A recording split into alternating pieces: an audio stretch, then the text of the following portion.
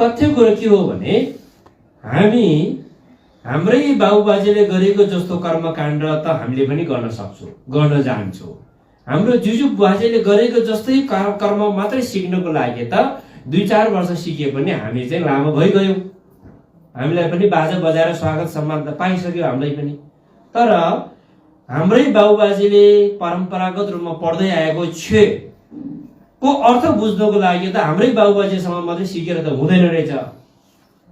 हाम्रै बाबुबाजेले आफूले पढेको को प्रत्येक शब्दको अर्थ बुझाइदिनु हो भने त हामी किन ठुल्ठुलो गुम्बामा पढ्न जानु पर्थ्यो, हामी किन उच्च शैक्षिक संस्थानतिर जानु पर्थ्यो। त्यसकारण हामी ठुल्ठुलो गुम्बामा गुरुहरूसँग ठुल्ठुलो उच्च शैक्षिक संस्थानहरूमा पढ्न जानुको कारण के हो भने हजारौं वर्षदेखि हाम्रै बाबुबाजेले अरू गर्दाखेरि पढ्दै आएको भित्रको अर्थ बुझ्नको लागि हो। हामी चाहिँ वास्तवमा यसको तथ्य कुरा बुझेरै छोड्छौँ भनेर हामी चाहिँ ठुल्ठुलो गुरुहरूको सङ्गतमा गएको हो। त्यसपछि धेरै गुरुहरूको सङ्गत गरेर किताबको कुराहरू बुझेर हेर्दाखेरि त ओहो किताबले एउटा भने चाहिँ काम चाहिँ आफै भइरहेको रहेछ भन्ने थाहा भएन हामीलाई त। त्यो थाहा भइसकेपछि त हाम्रो त आँखा खुल्यो। त्यसपछि यो यस्तो गर्नु हुँदैन, यस्तो तरिकाले गर्नुपर्छ भनेपछि फेरि गाउँका अलिकति चिबाहरू मिथ्यावाहरू त फेरि अलिकति ठुसी गयो। फेरि हामीसँग ठुसी गएको फेरि त्यो लामाहरूले चाहिँ के हो के गुम्बामा पढेर नयाँ कुरो ल्यायो भने हामीलाई त फेरि यस कारणले गर्दाखेरि तथ्य कुरा हामीले कुनै जात समुदायको संस्कार लिएर आएको नभइकन ग्रन्थले जे भनेको छ छेले पेले जे भनेको छ त्यो कुरालाई मूल प्रिन्सिपल बनाएर अगाडि बढाउने प्रयास चाहिँ हाम्रो हो। खास गरी चाहिँ त्यो भयो भने संसारभरिकै बौद्ध मार्गीहरूसँग हाम्रो संस्कार मिल्यो। अब छेले एउटा भनिरहेको छ काम चाहिँ उता चाहिँ कहिले क्यु सेवा, कहिले चाहिँ नगर सेवा, कहिले मही सेवा गरेपछि योसँग कुरो मिल्दैन कुरा। यो कारणले गर्दाखेरि हामी गुरुङमा चाहिँ अलिकति समस्या सिर्जना भयो। त्यस कारणले गर्दाखेरि यसै सन्दर्भलाई जोडेर हामीले यो कुरो बुझ्नुपर्छ। सुरु मुख्य कुरा चाहिँ अब 78 सालमा जनगणना आउँदैछ।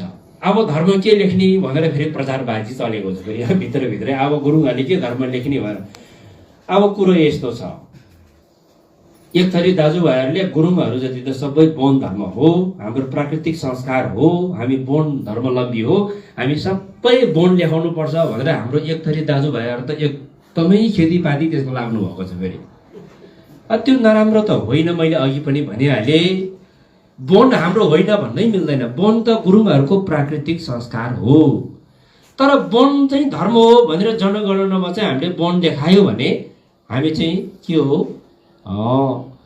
अल्पमतमा पर्यो, अन्यमा पर्यो। अन्यमा त्यो अन्यमा पर्नु भनेको के हो भने हिन्दूमा गाप्नु हो त्यो चाहिँ। त्यस कारण हामीले जनगणनामा धर्म चाहिँ बौद्ध देखायो भने हिन्दूहरूको सङ्ख्या बढाउनु हो, त्यो चाहिँ अरू केही होइन, सिधै कुरा हो त्यो।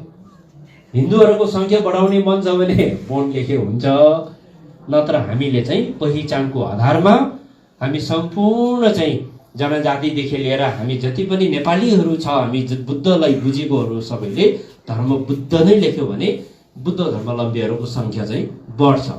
धर्मनिरपेक्षता भनेर संविधानमा त उल्लेख छ, व्यवहारमा लागू हुन त अझै पनि सकिरहेको छैन, फेटै परेको छ अझै पनि। त्यही माथि हामीले पनि झन् बौद्धै लेखिदियो भने झन् उनीहरूको सङ्ख्या झन् बढ्छ। अनि एकल चाहिँ के हुन्छ भने पुरै एउटै चाहिँ धार्मिक राज्य हुन्छ नेपाल चाहिँ। नेपाल एउटै चाहिँ धर्मको राज्य हुनु भनेको चाहिँ त्यति राम्रो हुँदैन। सबैलाई नै सम्मान हुनुपर्छ, सबै धर्मलाई नै सम्मान गर्नुपर्छ, सबै धर्म राम्रो हो। त्यस कारणले हामीले जनगणनामा चाहिँ बुद्ध नै लेख्यो भने बुद्धिमानी हुन्छ हामी, आफ्नो लागि पनि भावी पुस्ताहरूको लागि पनि। यो तपाईँहरूले विशेष सूचना जानकारी गराउन चाहन्छु। र एवं मैले अघि पनि भने हाम्रो चाहिँ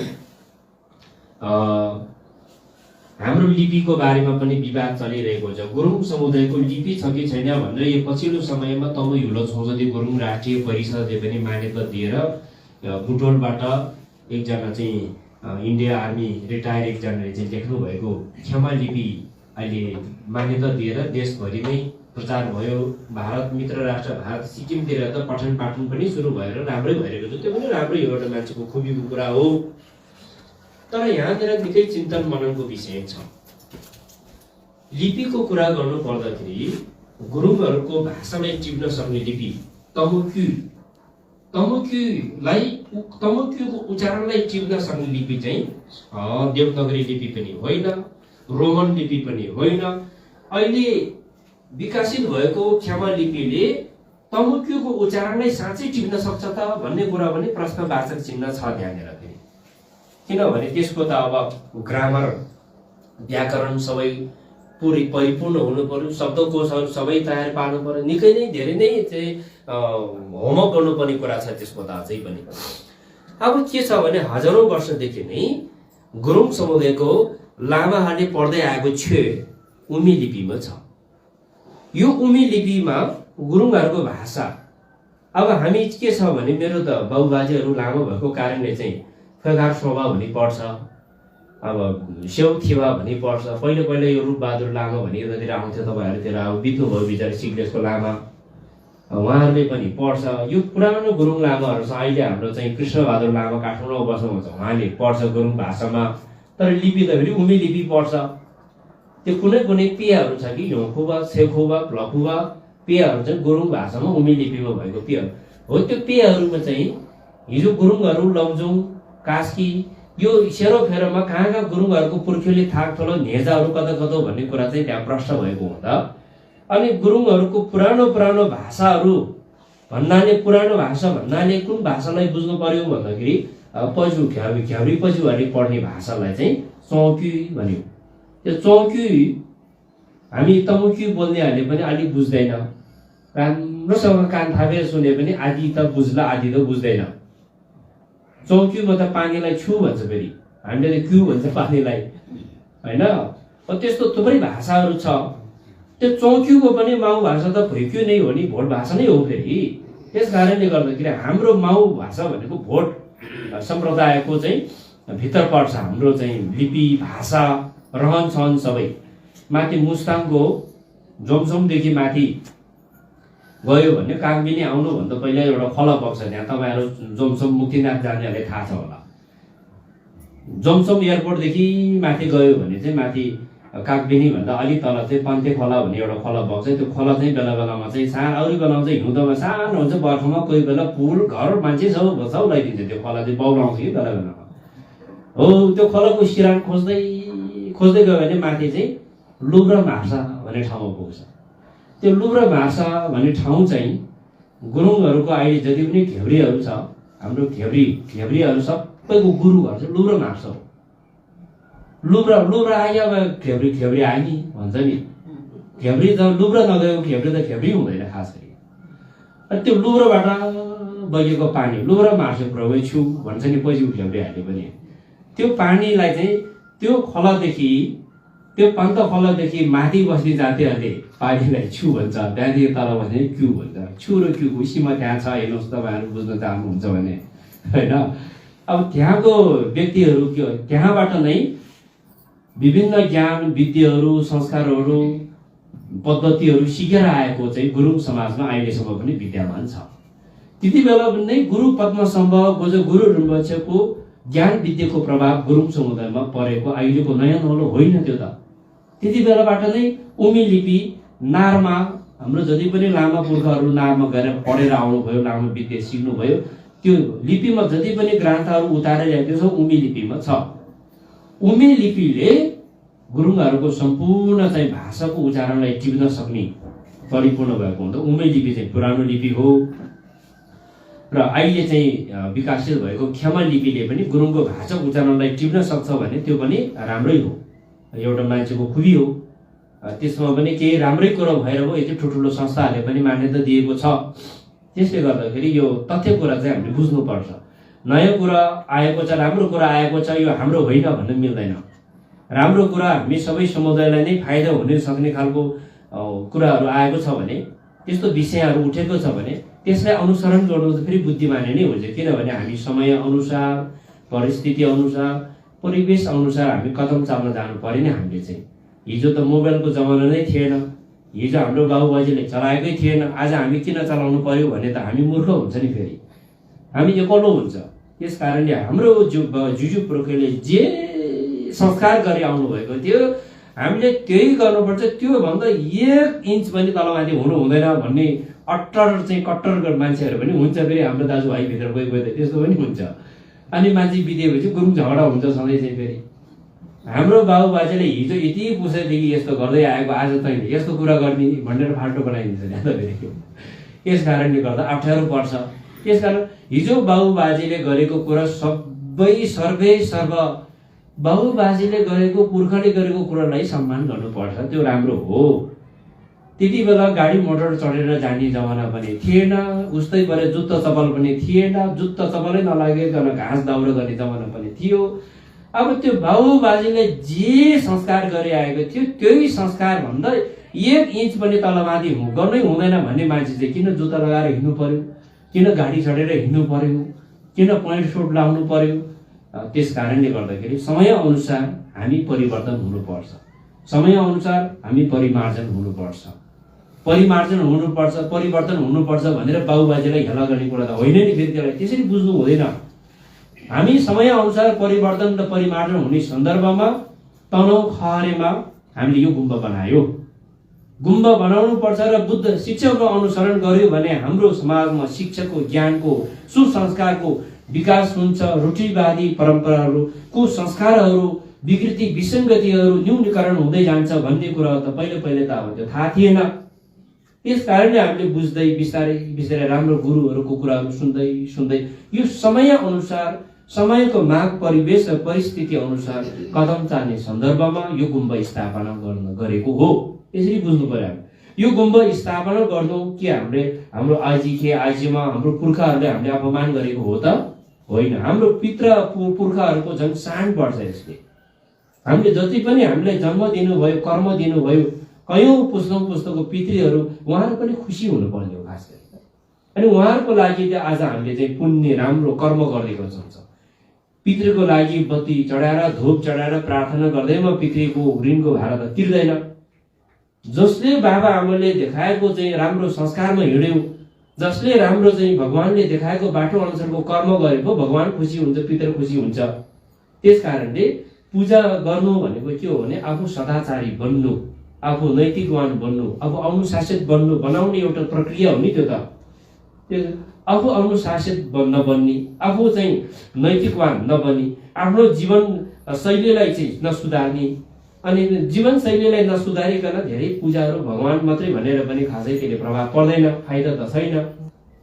यस कारणले गर्दाखेरि हामी हाम्रो जीवन शैलीलाई परिवर्तन परिमार्जन गर्ने सन्दर्भमा बुद्धले दिनुभएको शिक्षा, शील समाधि शिक्षाको प्रज्ञालाई अनुसरण गरेर हामी आफू पनि जीवनलाई सार्थक बनाउने र हाम्रो कारणले गर्दा हाम्रो परिवार, आफ्नो कारणले गर्दा परिवार समाजलाई नै बुद्ध शिक्षाको माध्यमबाट सुसंस्कार सिकाउने, नैतिकवान बनाउने, अनि यसको प्रभावले गर्दाखेरि सिंह मानव समाज भने शान्तिको विकास भएर जाने त्यो सम्भावना अत्यन्त बलियो आधार रहेको हुँदा बुद्धले दिनुभएको शिक्षाको आधारमा हामीले गुम्बा स्थापना गरेर हामीले जन्म मृत्यु संस्कारहरू पनि बुद्धले दिनुभएको शिक्षाको आधारमा त्यसमा केही आफ्नो मौलिक रीतिथितिलाई पनि जोडेर अगाडि बढ्नुपर्छ। हामी आफ्नो मौलिक रीतिथितिलाई पनि समय अनुकूलता संस्कार र धर्मग्रान्तको विधि अनुकूलता जोड्न मिल्ने संस्कारलाई पनि जोडेर लैजानु पर्छ। हाम्रो जुजु बाजेले गरेको सबै संस्कार गलत हो भन्नु हुँदैन। कति संस्कार त भविष्यमा जति विज्ञानको विकास भए पनि ती कुराहरू चाहिँ एकदमै महत्त्वपूर्ण भए त्यस्तो कयौं संस्कारहरू पनि छ। ती संस्कारहरूलाई हामीले सधैँ जीवित राख्ने प्रयास गर्नुपर्दछ। त्यसकारण हाम्रो वेशभूषाकै कुरा गरौँ, हामी गुरुङहरूले बोल्ने भाषाकै कुरा गरौँ, हाम्रो रहन सहनकै कुरा गरौँ, ती कुराले त हामीलाई पहिचान दिइरहेको छैन। अघि भर्खरै हामी बाहिर खाना खाने बेलामा हामीले चरसको थालमा खाना खायो के अरे, त्यो पनि गुरुङहरूको पहिचान दिन्छ। त्यो एउटा थाल बडोले समेत पनि यो गुरुङ रहेछ भनेर झल्काउँछ। त्यस्तो थुप्रै चिजहरू छ नि। त्यस कारणले जोगाउनु पर्ने कुराहरूलाई जोगाउने हो। जुन कुराहरू समय सान्दर्भिक छैन, परिस्थिति सान्दर्भिक अनुकूल त छैन र परिवेश अनुकूल त छैन भने ती कुराहरूलाई बेलामै चाहिँ हामीले बुद्धि पुर्याएर त्यसलाई परिमार्जन गर्ने, परिवर्तन गरेर अगाडि बढ्यो भने हामी सबैको चाहिँ हित त्यसमा छ, विकास त्यसमा छ। हाम्रो भावी सन्ततिहरूलाई हामीले हाम्रो धर्म सिकाउनु पर्छ, हाम्रो संस्कार सिकाउनु पर्छ भनिरहेको छौँ। त्यो धर्म सिकाउने, संस्कार सिकाउने केन्द्र भनेको गुम्बै हो खास गरेर चाहिँ। गुम्बाबाटै सिक्नु हामीले। आज गुम्बा स्थापना गर्ने कारणले गर्दाखेरि यसको प्रभावले गर्दाखेरि हाम्रो लोपेन गुरु रणबहादुरले पढ्ने बेलामा कति आमाहरूले पढ्नु भएको छ नि, यो संस्कारको प्रभाव गुम्बाको प्रभावबाट हो नि, बुद्ध धर्मको प्रभावबाट आज यो विकास भएको छ, यो परिवर्तन भएको छ। यति ठुलो चाहिँ उपलब्धि चाहिँ भएको छ, यो ठुलै उपलब्धि हो नि। पहिला त माला जप्ने आमाहरू गाउँ गाउँमा कोहीले माला जपेको देख्यो भने यो फलानाले त बक्सी सिकेको चाहिँ क्या हो, के मन्त्र सिकेछ भन्ने समुदायको मान्छे हो नि हामी त। अहिले मलम पाठ खर पढ्दाखेरि त कति विकास भयो त, कहाँबाट कहाँ खुड्को मारेर हामीले त धेरै फड्को मार्यो नि, अझै पनि धेरै फड्को मार्नु बाँकी छ। तर त्यसको लागि हतार गर्नु हुँदैन। गुम्बा अहिले यो अवस्थासम्म बनाउनु भएको छ, तपाईँहरूले निकै दुःख गर्नुभएको छ। अब सरकारले पनि गुम्बालाई पनि एकल धर्म मात्रै नभई सबै धर्मले बनाउन खोजिरहेको संरचनाहरू पनि राष्ट्रकै संरचना भएको हुँदा तपाईँहरूले पहल गर्नुपर्छ। साथसाथै अहिले हाम्रो लामो बुद्धिमान घले 3 वर्षको गुफा साधना गरेर आउनु भएको छ। उहाँ चाहिँ हाम्रै लामा, तपाईँहरूले चाहिँ उहाँलाई चाहिँ साथ दियो भने उहाँले पनि आफूले जीवनमा अब 60 वर्ष पुगिसक्नु हो बिचरा। अब रहेको जीवन चाहिँ बुद्ध धर्ममा लागेर धर्मको सेवा गर्ने, धर्म अनुयायीहरूलाई चाहिँ आफूले जानेको कुराहरू सिकाएर धर्मको सेवा गर्ने भनेर चाहिँ धर्ममा समर्पित भएको हुँदाखेरि हामीले चाहिँ उहाँलाई चाहिँ साथ दिने, उहाँलाई माया गर्ने, उहाँलाई सम्मान गर्ने, त्यो हामी सबै बुद्ध मार्गीहरूको कर्तव्य हो। त्यस कारणले गर्दाखेरि अहिले कति ठाउँमा गुम्बा त बनाएको छ, गुम्बा बनाउनु पर्छ भनेर फेरि गुम्बा रेखदेख गरिदिने लामा गुरुहरू पाउनु पनि गाह्रो छ। त्यसकारण उहाँ लामाले चाहिँ अब एकदम 3 वर्षको गुफा साधना गर्नु भनेको निकै ठुलो त्याग तपस्याको कुरा हो। एउटा परिवार भएको लामा फेरि त्यो पनि बिचरा कति धेरै ठुलो त्याग तपस्या गरेर उहाँले चाहिँ दुःख गरेर गुफा गरेर आउनु भएको छ। अनि बेला बखतमा हाम्रो लोपेन रणबहादुर गुरु आउनुहुन्छ, तपाईँहरूलाई सिकाउनुहुन्छ, मलम पाठ पनि तालिम दिनुभएको छ। त्यस कारणले गर्दाखेरि त तपाईँहरूको यो प्रगति, यो उपलब्धि चाहिँ निकै चाहिँ राम्रो प्रशंसनीय छ। उहाँ गुरुको पनि धेरै ठाउँमा जिम्मेवार पर्दै गएको छ। जहाँ जहाँ उहाँ गएर मलम पाठहरू सिकाउनु भएको छ त्यहाँको आमाहरूले मलमहरू पढ्ने गाउने भएको छ। यो एक ठाउँमा मात्रै होइन, धेरै ठाउँमा हुँदै गएको छ, धेरै ठाउँमा चाहिँ सङ्ख्या बढ्दै गएको छ। गत साल हामी पूर्व पश्चिम अभियान यात्रामा हामी यो गुम्बामा आयौँ, हामी थुप्रै लामो गुरुहरू आएको थियो, सबैजनालाई मिठो खाना खुवाएर पठाउनु भयो नि तपाईँहरूले, हामीले बिर्सेको छैन होइन। त्यति बेला चाहिँ कति हाम्रो आमाले मलम पाठहरू गाएको देख्यो। यहाँ यस्तो ठाउँमा पहिलो कुरा त यो बाटो हिँड्दाखेरि यो यहाँनिर चाहिँ बुद्धिस्ट छ, यहाँ लामो गुम्बा छ भन्ने कुरा कसैले पनि सोच्दैन रहेछ पहिले यस्तो ठाउँमा होइन। अहिले बुझ्दै जाँदाखेरि 130-35 घर त गुरु मात्रै छ भन्नु सुन्दाखेरि त हामी त जिल्लै पर्दो रहेछ, यति धेरै मान्छे रहेछ यहाँ चाहिँ। अब यहाँ त हाम्रो त फेरि साइनो केलाउँदै गयो भने सबै आफ्नै मान्छे मात्रै पर्छ गुरुको त, त्यसले गर्दाखेरि सबै हामी आफ्नै मान्छे मात्रै हो।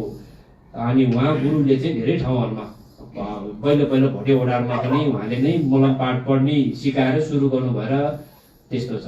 बिचमा उहाँ काठमाडौँमा काम धेरै भएर उहाँ अलिकति ग्याप भयो भने आमाहरू फेरि बिस्तारै बेर सङ्ख्या घट्दै घट्दै सचाइतिर जाँदै गर्छ फेरि। त्यही भएर उहाँ चाहिँ आउँदै गर्नुपर्छ है, उहाँ पनि आउँदै गर्नुपर्छ। गुरु चाहिँ आउने अलिक कम भयो, 6-7 महिना ग्याप भयो भने यहाँ फेरि हाम्रो आमा दिदी बहिनीहरूको मन साह्रै कमल हो। एउटाले केही मिठो केही नयाँ नौलो कुरा गरिदियो भने त्यतैतिर चाहिँ बम्किजाने कि फेरि बहकिजाने, त्यो समस्या चाहिँ जताततै छ। त्यस कारण हामीले मै अघि पनि भने नि सबै धर्मलाई सम्मान गर्ने, नमस्कार हजुर भन्ने छोडिदिने होइन। अब उसकै पछि लागेर त साध्यै छैन। एकजना मान्छेले बुद्ध धर्म पनि मान्ने, हिन्दू धर्म पनि मान्ने, सबै मान्ने त सम्भवै छैन नि त्यो त। त्यस कारण सबैलाई सम्मान गर, विरोध कसैको पनि नगर, सके चाहिँ प्रशंसा गर, नसके विरोध चाहिँ पटक्कै नगर। विरोध गर्ने मान्छे भनेको आफूले बन्चोडा हान्नु। हाम्रो दाजुभाइहरू एक थै होइन, लामा त देख्नै नहुने कोही त साह्रै नै भोटे भने हामीले त हामी गुरु भोटे भन्छ। भोटेहरू त हाम्रो बाबुबाजेहरू हो, हाम्रो पुर्खा हो, हाम्रो माता पिताहरू, खास हाम्रो सन्तान। मैले भने नि हाम्रो भाषा खोज्दै गर्ने हाम्रो आमा चाहिँ भोट भाषा हो। हाम्रो सन्तानको चाहिँ गुरुङहरूको पहिचान, गुरुङहरूको जुन हिजोको माइग्रेटको चाहिँ रुट हेर्दै गयो भने हाम्रो चाहिँ एउटै हो खास गरी। त्यस कारणले गर्दाखेरि चाहिँ हामीले चाहिँ भोट भाषामा छुए पढेको छ, टिबेटियन भाषामा पढेको छैन। होइन। टिबेटन भाषा भनेको भोट समुदायको, हामी गुरुङ समुदाय जस्तो एउटा समुदायले बोल्ने एउटा बोलीचाली भाषा हो नि, यो भोट भाषा। भोइके भन्छ एउटा, भोइके भनेको भोट भाषा हो। त्यो भोट भाषामा गुरुङहरूले भोइके भन्छ, भोट भाषामा भोइके भन्छ। भोइके चाहिँ पढेको छ छे, त्यही भोट भाषामा बाट विकसित भएको चौकीमा पशु घेब्रीले पढेको छ गर्दाखेरि यो चाहिँ हाम्रो हो खास गरी। यसरी हामीले बुझ्नु सक्नुपर्छ, बुझाउनु सक्नुपर्छ। अनि बेला बेलामा गुरु आउनुहुन्छ, त्यो बेला तपाईँहरू सक्रिय भएर लाग्नुहोस्। किनभने अहिले जति पनि तपाईँहरू यहाँ आमाहरू हुनुहुन्छ, तपाईँहरूले जति सिक्नुभयो भने यो तपाईँहरू पहिलो ब्याचको मान्छे हो, तपाईँहरू पहिलो ब्याचको मान्छे हो। अब तपाईँहरूले जन्माउनु भएको छोराछोरीहरू, नाति नातिनीहरू छ नि, उहाँहरूले तपाईँले सिक्नु भएको यो संस्कारले धान्नु पर्यो। फेरि धान्दै बल्ल यसरी पुस्ता तपाईँहरूले त इतिहास रच्नु भएको छ नि। तपाईँहरूको पालामा गुम्बा बन्यो, तपाईँहरूको पालामा मलम पाठ पढ्न सिक्यो, तपाईँहरूको पालामा बुद्ध धर्मको जग बसाल्यो, तपाईँहरूले कति ठुलो चाहिँ ऐतिहासिक काम गर्नुभयो। सुनको पार्नामा सुनको अक्षरले लेखेर राख्नुपर्ने कुरा हो यो त यो कुरा अहिले चाहिँ बुझ्दैन, अहिले नै महसुस अनुभूति हुँदैन। 2-3 पुस्ता हामी मरेर चाहिँ कतैौँ कहाँ पुगिसकेपछि पछिको अहिले सम्झिन्छ कि बल्ल हो हाम्रो फलाना नाम गरेको मान्छेहरूले चाहिँ गुम्बा बनाएको रहेछ, उहाँहरूको पालोमा चाहिँ संस्थापक को रहेछ, त्यति बेला गुम्बाको चाहिँ व्रतालु आमाहरू, भक्तनीय आमाहरू को रहेछ, त्यति बेला हुन्छ कुरा लेखाजोखा। त्यति बेला यति महत्त्व हुन्छ। त्यस कारणले अहिले त हामीले यति सामान्य जस्तो पनि लाग्न सक्छ, तर यो सामान्य कुरा होइन वास्तवमा। यस कारणले गर्दा मैले अघि पनि भने धर्ममा श्रद्धा भक्तिको भावना जागेर आउनु भनेको आफ्नो पूर्व जन्मको कर्मको फल पनि हो। र म सत्यसँग भेट भएको छु र बुद्धले देखाउनु भएको पवित्र मार्गसँग मैले भेट हुनु, दर्शन गरेर मैले केही भए पनि आफ्नो जीवनमा अनुसरण गर्ने सौभाग्य पाउनु भनेको त असाध्यै भाग्यमानी हो म भनेर आफूलाई महसुस गर्ने हो हामीले चाहिँ। र आफ्नो मति क्षमताले दिमागले भ्याएसम्मको कुराहरू सिक्ने हो। दिमागले भ्याए पनि कतिको त बिचरा घरमा धेरै जिम्मेवार ठुलो हुन्छ, छोराछोरी नानीहरू धेरै भएको हुन्छ, अब गाई भैँसीहरू धेरै पालेको छ भने घर ठक्कै छोडेर आउनु पनि गाह्रो छ भनेको समयमा, खेतीपातीहरू छ। त्यसकारण आफ्नो घरको जिम्मेवार परिस्थिति सबै कुरालाई सन्तुलन मिलाएर धर्म गर्ने हो हामीले चाहिँ। धर्म गर्ने भनेको घर परिवार, श्रीमान श्रीमती गुम्बामा धर्म गर्ने भनेको आफ्नो श्रीमानलाई चट्टै छोडिदियो भनेको त होइन नि त। आफ्नो छोराछोरीलाई छोडेर बिचली बनाउनु त भएन। त्यस कारणले आफ्नो घरको जिम्मेवारलाई पनि यथावत राखेर धर्मको शिक्षालाई अनुसरण गर्ने उपायहरू धेरै छ। बुद्ध धर्म भनेको उपायको खानी हो फेरि, यस्तो छ फेरि होइन। अब एकदमै घर परिवार धेरै भएर घरबाट एकछिन पनि फुर्सद नपाउने मान्छेले के धर्म गर्ने नहुने त, धर्म गर्नै नसकिने हो त? सकिन्छ। त्यस्तो व्यक्तिको पनि धर्म गर्ने उपाय छ फेरि। आफ्नै घर परिवारमै रहेर पनि बोधि चित्तको भावना प्रकट गर्ने तरिका, काम गर्दै गर्दा पनि मनमा मुखमा मनी पेममा बजिर गुरु पेममा सिद्धि हो, त्यस्तो मन्त्रहरू उच्चारण गर्दा पनि उसको घरको परिपाटी परिस्थितिले गर्दाखेरि उसले थोरै मात्रै समय निकालेर धर्म गर्दा पनि त्यसको लागि पुण्य धेरै ठुलो हुन्छ फेरि। अब हामी त्यति धेरै घरको जिम्मेवार नभएको व्यक्तिहरूले चाहिँ अलिक समय धेरै निकाल्ने कोसिस गर्नुपर्छ। अनि धर्मको कोसिस अब अहिले चाहिँ सजिलो छ। अहिले युट्युबमा धेरै गुरुहरूको प्रवचन सुन्न सकिन्छ तपाईँहरूले। अहिले त प्रवचन सुनाउनको लागि गुरुहरू नै साक्षात रूपमा भेटेर कार्यक्रम नै राख्नुपर्ने आवश्यकता पनि छैन आजभोलि त। तपाईँहरूले युट्युबमा चाहिँ सर्च गरेर हेऱ्यो भने धेरै गुरुहरूको प्रवचन पनि सुन्न सक्छ। अनि सामाजिक सञ्जाल मार्फतबाट पनि धेरै बुद्ध धर्मको ज्ञानको कुराहरू सिक्न सक्ने। अनि यसरी सामाजिक सञ्जालहरूकै माध्यमबाट अहिले हाम्रो अब गुरु काठमाडौँ बस्नु भयो पनि गुरुहरूसँग जोडेर पनि कहिले कहिले चाहिँ औँसी पुर्णे दशमी तिथिहरूमा फेरि प्रवचन राखेर उताबाट लाइभ प्रसारण गरेर तपाईँहरूले सुन्ने। अहिले मैले बोलिरहेको कुराहरू यहाँ लाइभ प्रसारण भइरहेको छ। कति धेरै भक्तहरूले हेरिराख्नु सुनिराख्नु भएको छ नि। अब यसरी नै हामीले चाहिँ थुप्रै उपायहरू सजिलो अहिलेको समयमा पहिलेको जस्तो टाढा टाढा गएर चाहिँ गुरु थाप्न पनि त्यति नपर्ने र टाढा टाढाबाट गुरुहरूलाई चाहिँ धेरै निम्तो गरेर ल्याइराख्नु परेन। अहिले हामी सिक्ने दौरानमा छौँ। त्यस कारणले हामीले चाहिँ चासो राख्नु पर्यो, आफ्नो मनबाट नै इच्छा हुनु पर्यो। इच्छा भयो भने चाहिँ त्यहाँ चाहिँ समाधान हुन्छ। इच्छै भएन भने त समाधान निस्किँदैन, उपाय निस्किँदैन। जहाँ इच्छा त्यहाँ उपाय। जसरी पनि उपाय निस्किन्छ। यस तपाईँ हामी सबैको इच्छा हुनु पर्यो, चासो राख्नु पर्यो, यसपछि समाधान आफै निस्किन्छ। र यस आज कुमखेल लोङचन रब्जाम सर्वज्ञ लोङचन रब्जाम गुरुले लगभग 670 वर्ष लगभग अगाडितिर हो, 7 वर्ष अलि पुगेको छैन उहाँ परिनिर्वाण हुनुभएको। तिब्बत भोटको इतिहासमा बुद्ध धर्म वज्रगुरु पद्मसम्भवले लाई दोस्रो बुद्ध भनेर पनि हामी चिनिन्छ। त्यसपछि यो तन्त्र र वज्रयानी महायानी दर्शनको कुराहरूलाई जनमानसमा विस्तार गरेर यसको पूर्ण दर्शन साधना एकै जन्ममा बुद्ध ज्ञान प्राप्त गर्न सक्नेको दर्शन परिपूर्ण रूपमा चाहिँ प्रतिपादन गर्नुभएको गुरु हो सर्वज्ञ लोङचन रब्जाम भन्ने गुरु। कुनै चानचुने गुरु होइन रहेछ।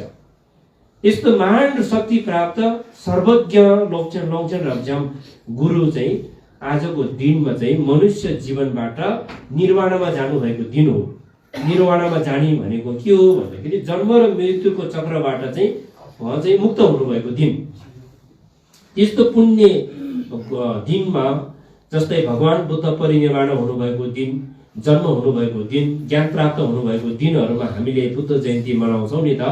हामी सबैले एक दिन होइन, त्यस्तै यस्तो महान ज्ञान प्राप्ति गुरुहरू निर्वाण हुनुभएको दिनमा आज हामीले गुम्बामा बत्ती बाल्नुभयो, प्रसादहरू चढाउने पूजाहरू गर्यौँ, तपाईँहरू आएर दर्शन गर्ने ढोगहरू गर्यो, मोलमहरू गर्यो भने यो पुण्य दिनहरूमा गरेको मोलम पुण्य सञ्चय अरू समयको भन्दा पनि विशेष प्रकारको प्रभावकारी हुन्छ। यस्तो प्रभावकारी पुण्य सञ्चय गर्नको लागि आज विशेष तिथि पनि अनुकूल परेको कारणले पनि यो तिथि पनि तपाईँहरूले स्मरण गराउँदै निकै कुराहरू धेरै नै मैले बोलेँ। तपाईँहरूले प्रवचन सुन्नको लागि धेरै गुरुहरूको प्रवचन युट्युबबाट सुन्ने प्रयास गर्नुहोला भन्ने सुझाव दिन चाहन्छु। र तपाईँहरूको यो मलम पाठ पढ्ने, यो मन्त्रहरू वाचन गर्ने, लयबद्ध भएर यो चाहिँ धेरै प्रगति भएको छ, अत्यन्तै प्रशंसनीय छ। अझै पनि प्रगति भएर जाओस्, वृद्धि भएर जाओस्। अहिले तपाईँहरू कति घरबाट आउनुभएको छ होइन, जो हामीले जहाँ पनि के हुन्छ भने धर्म गर्ने गुम्बामा जाने भनेपछि हरेक ठाउँमा त्यहाँको चाहिँ घर धुरीको हिसाब गऱ्यो भने थोरै घरको मान्छेहरू मात्रै गुम्बामा आउने छ। त्यो चाहिँ के हो भने आफ्नो कर्म हेतु फलको कारण पनि मैले अघि पनि भने। त्यस कारण बिस्तारै हामीले अरू हाम्रो दाजुभाइहरू, हाम्रो चाहिँ अरू इष्टमित्रहरू र अरू चाहिँ गुरुमै हुनुपर्छ भन्ने छैन, अरू अन्य समुदायको दाजुभाइहरूलाई पनि हामीले गरेको कार्यक्रममा हाम्रो गुम्बामा सहभागिता जनाउन सक्यौँ भने उहाँहरू पनि पुण्यको भागीदार बन्छ नि। उहाँहरूलाई गुम्बामा ल्याएर चाहिँ दर्शन गराउन सक्यौँ भने हामीले पनि पुण्य सञ्चय गर्ने अवसर प्राप्त भयो। यसरी हेर्नुपर्छ। हामी त एक पटक प्राप्त भएको मानव जीवनमा त हामीले लुट्ने हो। के लुट्ने भन्दा पुण्य लुट्ने हो। फेरि नहुने कुरा लुट्ने होइन, फेरि पाप लाग्छ। पुण्य लुट्ने हो। हामी चाहिँ पुण्य लुट्नुमा चाहिँ हामी चाहिँ कम्मर कस्नुपर्छ। पुण्य लुट्नेको उपायहरू धेरै छ। अरूको कामलाई मद्दत गरेर, सेवा गरेर होइन, यस्तै अरूलाई अघि सारेर बरु अब पछाडि बसेर पुण्य लुट्ने तरिका धेरै छ। त्यसरी चाहिँ हामीले आजको दिनमा पनि पुण्य सञ्चय गर्न पाएका छौँ। भविष्यमा यो गुम्बामा म 3 पटक, यसपटक पनि गर्दा 3 पटक आइपुग्यो। फेरि पनि पटक आउने संजोगमा चाहिँ यता आउने बेलामा पस्नेछु, तपाईँहरूसँग भेटघाट गर्नेछु भन्दै तपाईँहरूको गुम्बा निर्वाणाधीन अवस्थामा छ। आज यतिको चाहिँ कार्यक्रमहरू गर्न सक्ने अवस्थासम्म पुर्याउनु भएकोमा तपाईँ सम्पूर्ण गुम्बा समिति, सम्पूर्ण चाहिँ शुभचिन्तक दाताहरू सबैलाई हार्दिक साधुवाद प्रकट गर्न चाहन्छु। र भविष्यमा अझै पनि उत्तर प्रगति र हाम्रो भक्तजनहरूको पनि प्रगति र वृद्धि भएर जाओस् भन्ने प्रार्थनाको साथ मेरो आजको भनाइलाई, प्रस्तुतलाई म यहीँ विश्राम गर्ने अनुमति चाहन्छु। तपाईँहरूले पनि ध्यान दिएर सुनिदिनु भएकोमा सबैजनालाई हार्दिक साधुवाद, धन्यवाद। जय बुद्ध।